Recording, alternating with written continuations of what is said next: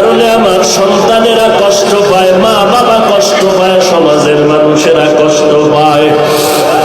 আমার গুনার কারণে আমার হাত না পাক, আমার চোখ না পাক, আমার জিহ্বা না পাক হয়ে গেল। ও আল্লাহ, তুমি রহমান আর গফফার নামের চাদর দিয়া আমার আবৃত করে নাও, কারণ আমি একটা সেকেন্ডের জন্য আযাব সহ্য করতে পারবো না।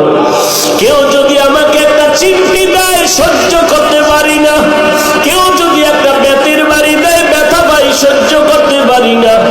ওরে বান্দা, গুনাহ নিয়ে যদি কবরে যাও, ওই কবরের দুই পাশের মাটির চাপ কেমন করে সহ্য করবি রে যুবক? পায়ে হাত রেখে বলি তওবা করো, গুনাহ করবা না, মা বাবার সাথে বেয়াদবি করবা না, আল্লাহর জিকির ছাড়বা না রে বাবা। জামায় ময়লা লাগলে পরিষ্কারের জন্য সাবান লাগাও, পানি দাও। ওরে অন্তরে যদি গুনার ময়লা লাগে, ওরে জিকিরের সাবান লাগাও। জিকিরের সাবান যত লাগাইবা কলবের ময়লা দূর হয়ে যাবে। আর কলব নামের আয়নাটারে জিকিরের সাবান দিয়ে ধুইতে থাকো।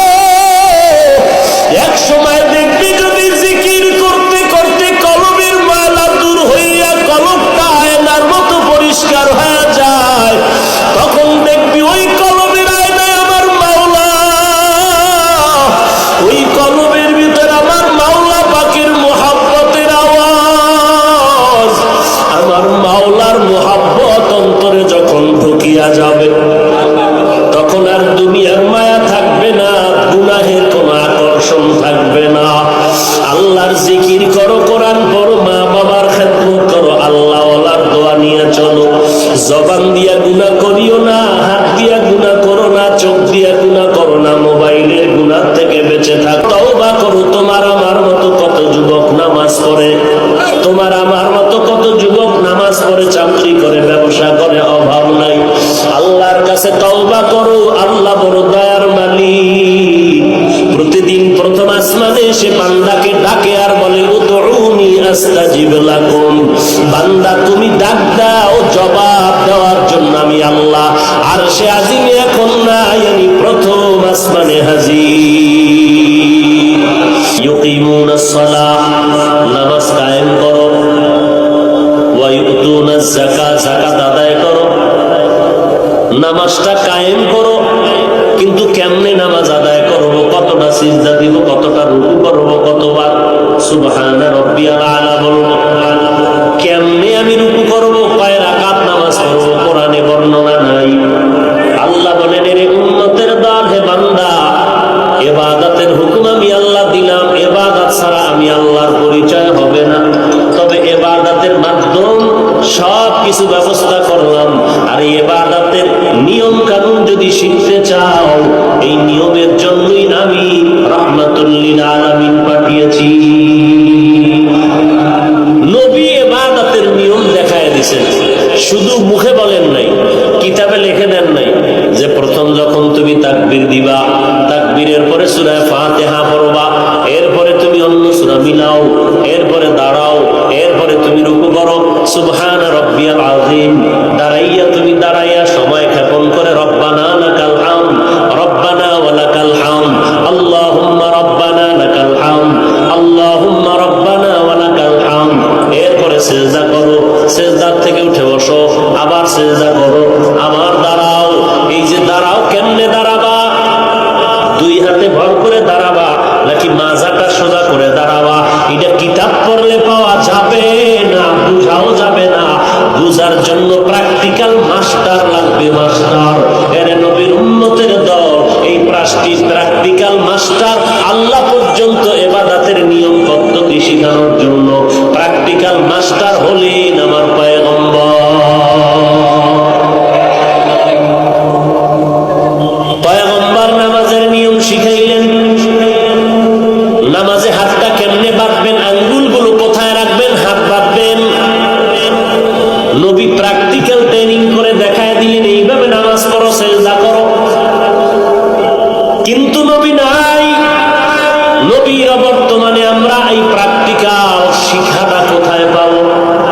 নবী বলেন, এর উম্মতের দল,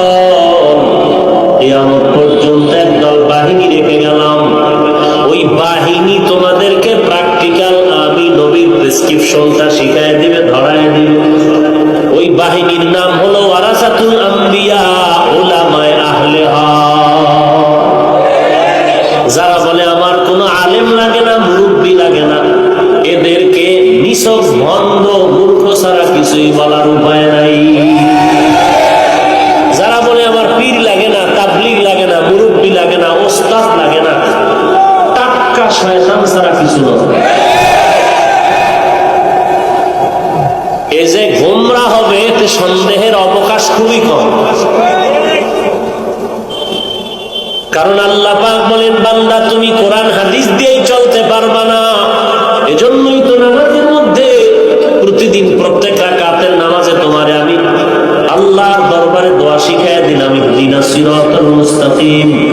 ও আল্লাহ, জান্নাতে যাওয়ার সঠিক সহজ পথ চাই। বলে কোনটা? আল্লাহ বা শিখাইয়া দেয়, সিরাতাল্লাযীনা আন'আমতা আলাইহিম, ওই পথ যাদের যেই পথের পথিকদের তুমি নেয়ামত দ্বারা ভরপুর করেছো তাদের পথ। জান্নাতের নেয়ামত তুমি যাদেরকে দান করেছো তারা যেই পথে চলেছে তাদের পথ। তারা কারা? ওয়ামান ইউতি'িল্লাহা ওয়ার রাসূল ফাউলাইকা মা'আল্লাযীনা আন'আমাল্লাহু আলাইহিম মিনান নাবিয়্যিন ওয়াস সিদ্দীকিনা ওয়াশ শুহাদা'i ওয়াস সালিহিন ওয়া হাসুনা উলাইকা রাফীকা। চার দল প্রতীক: নবীগণ, সিদ্দিকগণ, শহীদগণ, সালেহগণ। কে বলেছে পীর মুরিদির কথা কোরআনে নাই? পাই নাই বলো, নাই বলিও না। তুমি পাও নাই, অন্যরা পেয়েছে। নাই বলার কোনো সুযোগ নাই, কারণ কোরআনের ইলমের দরিয়ার মধ্যে ডুব দিয়া কেউ কিনারায় যেতে পারে নাই। ইলমেরা ইজাজু করদান বেহিসাব, খালকেরা দাদান জওয়াবে বাসওয়াব, আপনা দারত দোস্তে খালকা জারেরা, লিস্তে ই খাসলত কে দিনদারেরা। এরে বান্দা, আমি আল্লাহ তোমাকে বড় আদর করে ডাকলাম, তোমরা আমারই বান্দা। শুধু বান্দা বলে নাই, বলেছেন ইবাদি। তোমরা আমি আল্লাহর প্রিয় বান্দা, আর কারো বান্দা না। ওরে হিন্দু ধর্মের পাগল, 33 কোটি দেবদেবীর পূজা করো, যাই করো না কেন, কেউ তোমারে বানায় না। বানানোওয়ালা আমি একমাত্র আল্লাহ। অখ্রিস্টান ধর্মের মানুষ, যতই তুমি খ্রিস্টান ধর্ম পালন করো আর যেদিকেই দৌড়াও, তোমার বানানোওয়ালা ঈসা নবী না, কে বানিয়েছেন? লাম ইয়ালিদ লাম ইউলাদে উলাইকাস ওয়ালিদ মাউলুদেরাহু খালিকাস। আল্লাহ হলেন খালেক, আর সব হলো মাখলুকাত। এরে নবীর আশিক, আল্লাহ এমন মুহাব্বতের নজরে ডাকলেন, তোমরা আমারই বান্দা। ইয়া ইবাদি, ইয়া নিসবতি লাগায় বললেন, তোমরা আমার বান্দা, আর কারো বান্দা না। আমি আল্লাহ তোমাদের বানাইছি, শুধু বানাই নাই, তাকায় দেখ আমি আল্লাহ কেমন কারিগর। আমি আল্লাহর দরবারে তোদের ডাকতেছি, কারণ মুরগির বাচ্চাগুলো যখন দৌড়াদৌড়ি করে, মা ডানা মেলিয়া বাচ্চাদের ডাকে আর কয়, তাড়াতাড়ি আমার ডানার ভেতরে আয়।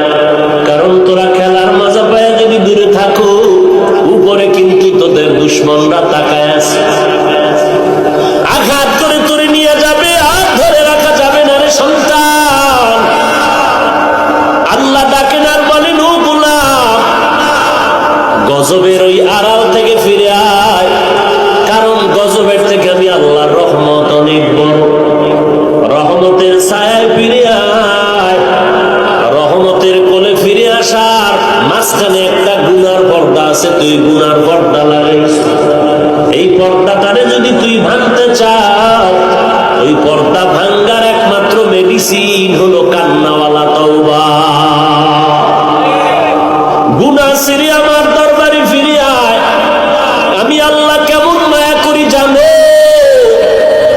বান্দা তুই এক বিঘাত আগাবি, আমি আল্লাহর রহমত তোর দিকে এক হাত আগায় যাবে। ও বান্দা তুই এক হাত আগায় যাবি, আমি আল্লাহর রহমত তোমার দিকে 2 হাত আগায় যাবে। বান্দা তুমি হেঁটে হেঁটে আগাইবা, আমি আল্লাহর রহমত তোমার দিকে দ্রুত গতিতে দৌড়াতে থাকবে। অতএব আমি আল্লাহর কি পরিমাণ মায়া, আমি আল্লাহ তোরে এত সুন্দর করে বানাইছি, চাই না আমার বানানো বান্দাটা আগুনে পুড়িয়া ছাই হয়ে যাবে। কারণ আমি আল্লাহ জানি জাহান্নামের সেকেন্ডের আযাব তুই সহ্য করতে পারবি না। অতএব বান্দা ফিরে আয়, আমি আল্লাহ তোর জন্য এত সুন্দর এক আরামের জান্নাত বানাইছি, যেখানে ডুববি জীবনে আর বের হওয়ার কথাও মনে আসবে না। ওই জান্নাত যদি পেতে চাও, যারা অন্যায় করেছো, শয়তানের ধোঁকায় পড়ে গুনাহ করেছো, আমি আল্লাহ তাকায় আছি, বান্দা তাড়াতাড়ি তওবা করে নাও। তওবা করতে দেরি হবে, আমি আল্লাহ তোমার গুনাহ মাফ করতে দেরি করব না। আমি আল্লাহর এত মায়া, তোমাকে আমি কিন্তু এক ফোঁটা নাপাক পানি দিয়ে মায়ের গর্ভে বানাই না। এক ফোঁটা নাপাক পানিটারে ফেরেশতা দিয়া 40 দিন মন্থন করে রক্ত গোশত হাড্ডি দিয়া সুন্দর একটা স্ট্রাকচার তৈরি করলাম। আমি আল্লাহ তোমারে জাহান্নামে দিতে চাই না কেন? তুমি আমার আদরের গোলাম, এত সুন্দর করে তুমি বানাইছো। আসমানও আমি বানাইছি, জমিনও আমি বানাইলাম, পাহাড় বানাইলাম, সূর্য বানাইলাম। আসমানদারে এত সুন্দর করে বানাই নাই রে মানুষ, বান্দা তোরে আমি এত সুন্দর করে বানাইছি। সূর্যটারে আমি আল্লাহ এত সুন্দর করে বানাই নাই, আমি আল্লাহ মানুষটা এত সুন্দর করে বানাইলাম। তোর জন্মের সূত্র নাপাক পানি, অথচ তোর দাম কত তুই দেখ।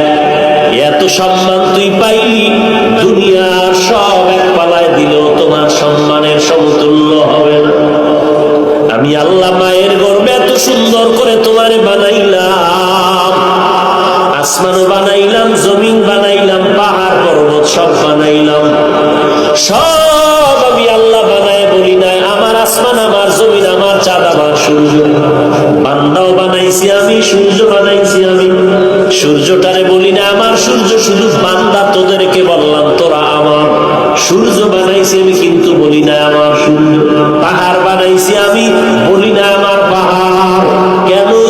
বলে ওগুলো আমার জন্য বানাই নাই। পাহাড় আমি বানাইছি আমার জন্য না, সব বানাইলাম তোমার জন্য।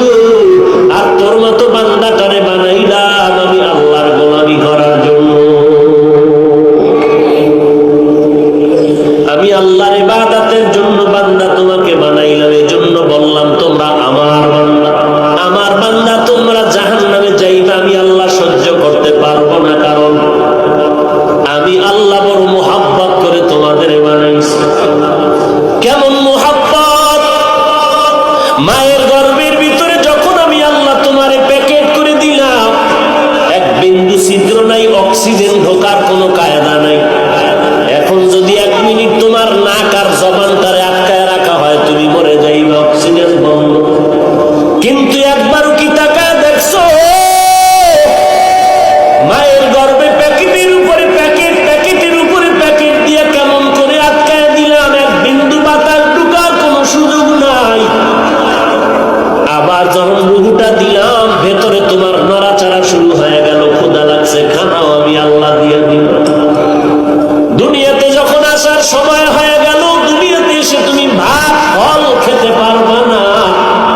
তোমার মাও তোমার জন্য আলাদা খানা তৈরি করে নাই, তোমার বাবা তোমার জন্য আলাদা খানা তৈরি করে নাই। আমি আল্লাহ এমন সুন্দর খানা বানাইলাম, তোমার মায়ের স্তনে ফ্লাক্স তৈরি করে দিলাম। দুনিয়ার মানুষ ফ্লাক্স বানায়, গরম পানি, গরম চা, গরম দুধ 24 ঘন্টার বেশি গ্যারান্টি দেয়। কিন্তু আমি আল্লাহ কেমন দয়ার মালিক, আমি আল্লাহ তোর মায়ের স্তন এমন একটা কুদরতের ফ্লাক্স বানায় দিলাম, 2টা বছর পর্যন্ত মায়ের স্তনের দুধ পান করবি, একটা সেকেন্ডের জন্য কখনো মায়ের দুধ নষ্ট হবে না। এরপরে বান্দা তাকায় দেখছো নি, তৈলের ফ্যাক্টরি থেকে কখনো লবণ বের হয় না, লবণের ফ্যাক্টরি থেকে তৈল আসে। আর আমি আল্লাহ কেমন কারিগর, তাকায় দেখ, মা একটা ফ্যাক্টরির থেকে 10টা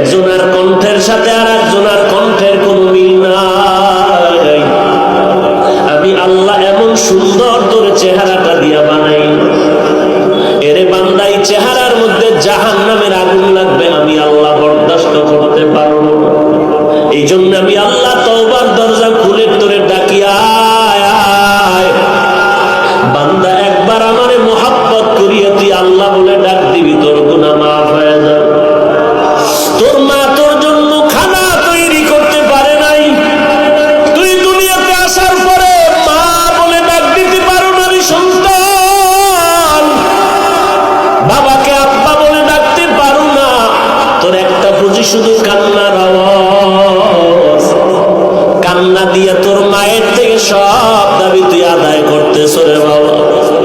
কান্না দিয়ে তুই চলতেছ, বলতে পারো না মা পেটে ক্ষুধা লেগেছে, খানা দাও। বাথরুমে যাওয়া লাগবে, বাথরুমে নাও। তোর একটা বুঝি শুধু কান্নার আওয়াজ। এই কান্নার আওয়াজটা দিয়ে তুই মায়ের থেকে কি দাবি করতেছ? এটা মায়ের ভেতরে একটা রাডার বানায় দিয়েছি, চুম্বক বানায় দিয়েছি। তোর কান্না দিয়ে তুই কখন খানা চাও, কখন বাথরুমে যেতে চাও। তোর আব্বাও বুঝে না, তোর মায়ের রাডারে ধরা পড়ে যায় তোর কান্না দ্বারা তুই কখন কি আবদার কর। বাবা কয় বাচ্চাটা কেন কাঁদে? ক্ষুধা লাগছে, মায়ের রাডারে ধরা পড়ছে, বাচ্চা ক্ষুধার জন্য কাঁদে না। মা ডাক দিয়ে কয় বাচ্চা কান্না করে শুধু ঘুমাইতে চায়, কারণ 5 মিনিট আগে খানা দিয়েছি, বাচ্চারা এখন ঘুমের আগে